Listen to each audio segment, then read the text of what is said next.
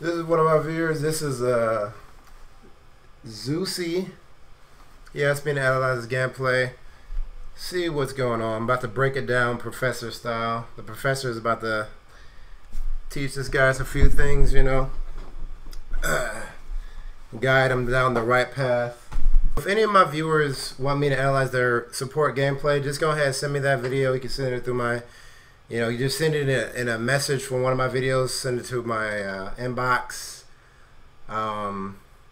You'll probably get my attention more if you comment on my YouTube videos and then leave the video link in my YouTube video commentary, and then I will watch it and analyze it, show you and give you some tips, help you out.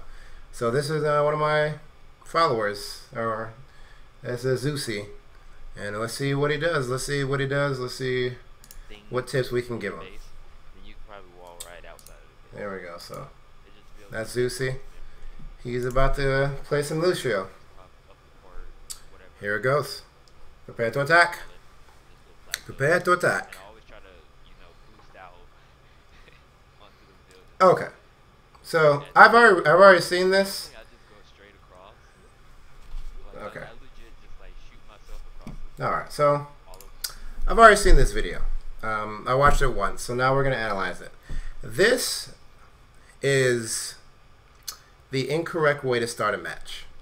Lucio is a support, right? At the start of a match, you need to be down there with your team supporting them. You need to be healing damage as your teams take it, because you don't want to risk someone dying because you weren't there to heal them. That's health down the drain. So how health works, how the percentage of damage your team has taken works is, your team takes a certain amount of damage per game, say 30,000. That's how much damage your team takes in total. You want to heal as much of that 30,000 as possible, right? So if you heal 33%, if you heal 33% of your team's damage taken, then you've healed, 13,000 or whatever the number actually is. You want to heal the highest. That means you want to heal the damage as they take it, and in the first minute of the game, your team is going to be taking a lot of damage. And why do you want to heal them? Because it keeps them directly in the fight. Your team is going to put out way more damage than you ever will by yourself doing this. Notice how he's not healing anyone right now, because he started out the game, trying to get into a position when he should have started out the game in the position of his teammates, so he can start gaining his ult. You want to gain your ult as efficiently as possible, because that's what's going to reliably allow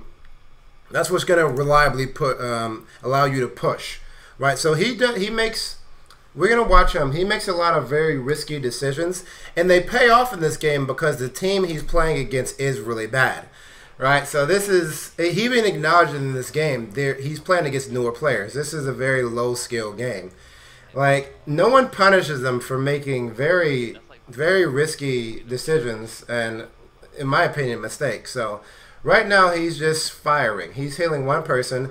Look at that. Look at how many people down there are being hurt, and he's just not there to heal them.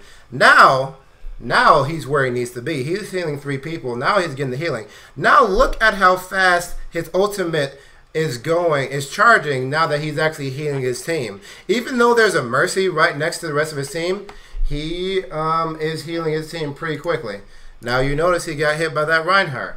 Why did he get hit by that Reinhardt? Where was he? Let's rewind it. We're gonna analyze this right here. Let's rewind it. Where was he exactly when he got? So he just kind of like back here, bam. He just kind of back there in the middle of this room. He wasn't prepared to take cover, or he wasn't prepared to take cover. He wasn't kind of like edging it out. He wasn't checking the enemy team. I don't even know if he saw that Reinhardt. He definitely didn't see the Reinhardt charging. And now, where is he right now? He is inside of a building, which is very restrictive. He's in kind of a hallway.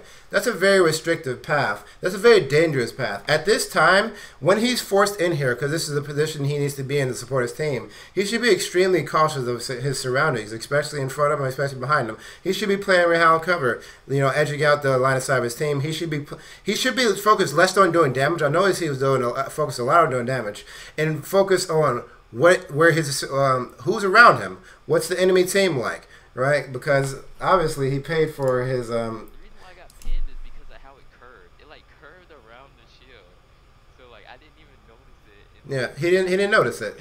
He wasn't focusing on positioning of himself, positioning of his allies, positioning of his teammates. He wasn't focusing on the position. He focused too much on doing damage, and it left him in a vulnerable position. When you're in here, this is a very dangerous spot. So you need to be playing extremely cautiously. You need to be sort of paranoid. You know, like oh my god, I'm gonna get flanked. I'm gonna get flanked. Who's gonna kill me?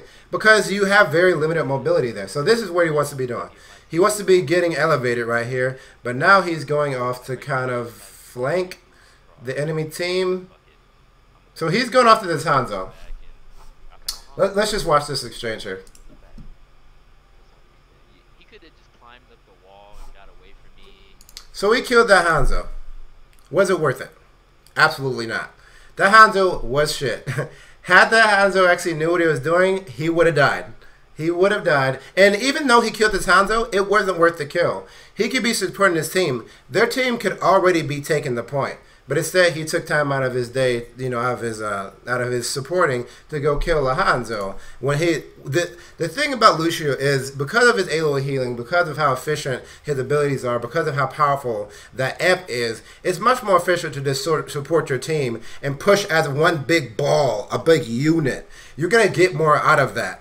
That Hanzo is not good enough to warrant killing, and definitely not by Lucio. It's way too risky for you. You gain too little for the risk that you have to take in order to kill that Hanzo. So Hanzo is just too risky to kill. He very easily could have died there. If he got scatter arrowed, he was on the ground. He was in a great position to be scatter arrowed. One lucky shot from Hanzo, for Hanzo's arrow, even to the body is 150 damage from Hanzo's arrow. To the head is just an instant kill.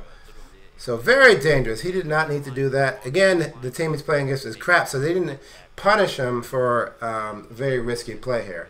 This is a good ult. I like this ult. That allows him, having that ult here allows him to be on the ground in a very dangerous position. There is a number of places he can be elevated and still support his team and drop down a continuous burst of damage. But, you know, he has a not everyone knows about it. I rarely see Lucio's taking advantage of their elevation because the game isn't even officially out. But there are a number of elevations up here. Up in that window, up in the other window, behind him on the ledge. Up this ledge over here, the ledge on the other side of that, up in this window, up in the window on the side. Near the statue. There's a lot of places where you can do a lot of good damage while safely supporting your team. So this kind of playstyle he has is not a very reliable playstyle. He wouldn't be able to carry a game with this playstyle. His team would win without him in this game, right? Without him playing that way. His team doesn't need those people dead. Here we go. And again, he's on the ground because he doesn't know any better. A good spot he can be if he really wants to be there is that little ledge right there, that little platform right there. I'm gonna pause it here.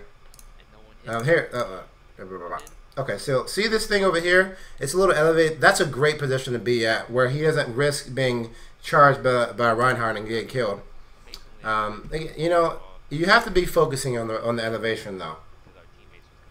You have to be focusing on the elevation. And again, this is a very low level CO game, so he's allowed to, he's allowed to play on the ground because not many people are around to punish him for it. Not many people are around to punish him. His team's pretty much smashing anyway. His team's pretty much smashing. I doubt they even need him. Yeah, so as long as he kills Widow efficiently, kills really quickly, then it's fine that he goes out of way to kill her. But that is a very bad Widow. A lot of Widows know how to defend themselves way better than that, and he dies against Reinhardt by jumping down to the ground, by not knowing the ways you can be elevated. So you don't need to be on the ground here. It's kind of hard to say stuff like that because I can't predict when they're going to do shit like that. Exactly. So what he just said is really nice. It's really nice insight on Xeusy's part. He just said that he can't predict when the enemy is going to do shit like that because you can't. There's just a lot of stuff going on. Well, the better you get, the you actually can predict that. But you have to be playing correctly in the first place. So he jumped on the ground there, and it just so happened he jumped into a Reinhardt charge. Had he been elevated, he would avoid that. Had he known the position of the enemy team, he would have been able to predict that. He would be like, oh, there's a Reinhardt. Reinhardt can kill me if he charges me. Let me play it accordingly. Right? That's why I emphasize a lot in my videos to always check the enemy team. Know the potential of the enemy team. Know how the enemy would kill you, and then remove that equation. You know, remove that chance from the equation. You completely remove Reinhardt's ability to kill you if you're, 5-10 feet above in the air, which you definitely can be if you actually know how to move in this map. And I have a few videos describing how to move, and one video in particular describing how to move on this map, and I'll be posting that very soon. That's going to be very useful. Elevation would have made it so he just didn't die here in this game. Now his team's winning anyway. You notice he died, but his team continued to push. They didn't need him. They didn't need him. I want to see how he plays when his team actually is not smashing without him. When he dies, his team gets pushed back, right? But his team was pushing without him. There we go. So again, he almost died to that Reinhardt for a third time. Look, okay, then. So just back to the elevation. This little thing up here, this little ramp up here, that's for great elevation. There's a little behind them. There's a stairway that leads to some great elevation he could use. You just have to be aware of all the positions you could take in order to be safe. All right, so see, he plays a very aggressive safe. So this is good right here. He can take cover. He's next to cover, so he's able to take cover. That's really good right there.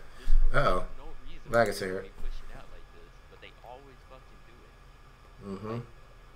So now he's playing decently. He's playing decently here.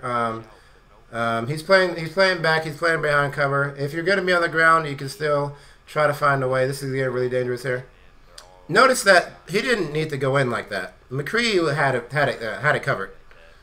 But fighting with your team does make you safer. But that was way too dangerous. A good Hanzo could have aimed down both of them.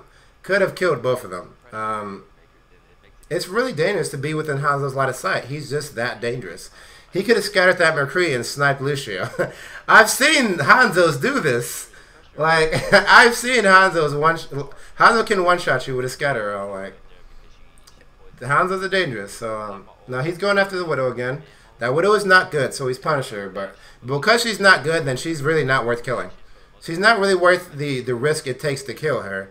Which means you narrow your vision.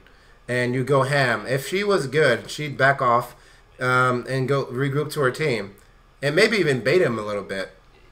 If her team was good, they'd probably punish him for trying to kill the Widow so much.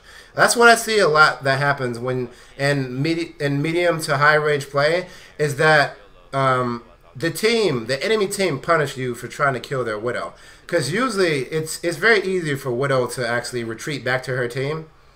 And he died here again on the ground. And then the video ends. So the way he died there was he got killed by a Hanzo scatter arrow. And he didn't even see the Hanzo. Like, the Hanzo scatter arrow was dangerous even from a very far distance. That's how dangerous Hanzo is. If Hanzo on their enemy team was even decent or even knew what he was doing, Lucio wouldn't really be able to get close to him without dying. So he plays at a very aggressive play style, which is what I see a lot of Lucios play, because they play at a very low level. They don't play against good players who will punish you for that kind of stuff, who will punish you for not being a character designed to play aggressively, who will punish you for being a character with 200 health, right? Who doesn't have the way to just stop himself from being one shot, like a Genji, or be extremely evasive like a Tracer who could just weave in and out. Right, all of Tracer's kit is assault. Everything about her helps her be a good assault. Everything about a Genji helps him be a good assault. Everything about a Reaper helps him be a good assault. His kit allows them to go in, all of their kits allow them to go in, do a lot of damage, and get out. Those are characters that are designed to do damage. Lucio is not designed to do damage. He's able to do damage. It's a very big difference. He's able to do damage, but he can't do it very efficiently. He would have been a much more powerful asset to his team had he played that way with a Genji, had he played that way with a Tracer, right? Had he played that way with anyone who's actually designed to do damage, a soldier, you know? A Genji would have smashed, would have rolled that team if he played the same way. But he chose to play Lucio that way. But you noticed his team was pushing even when he was dead because they didn't need him. And you know, despite it looking like, yeah, he's doing a lot of work, all these kills he's getting, it was a very inefficient play that wouldn't really fly in higher level play, but which is okay because it means you have having a lot to learn and having a lot of ways to improve is good. You know, it means you can grow as a Lucio. But you know, if you ask for my advice, and these are places, these are some general tips to help you out. Play Lucio like a support, not an assault. Right? Play Lucio like a support, not an assault. Killing Widow was fine. Do not try to kill Hanzo. A good Hanzo will kill you. A good Hanzo will kill you every time.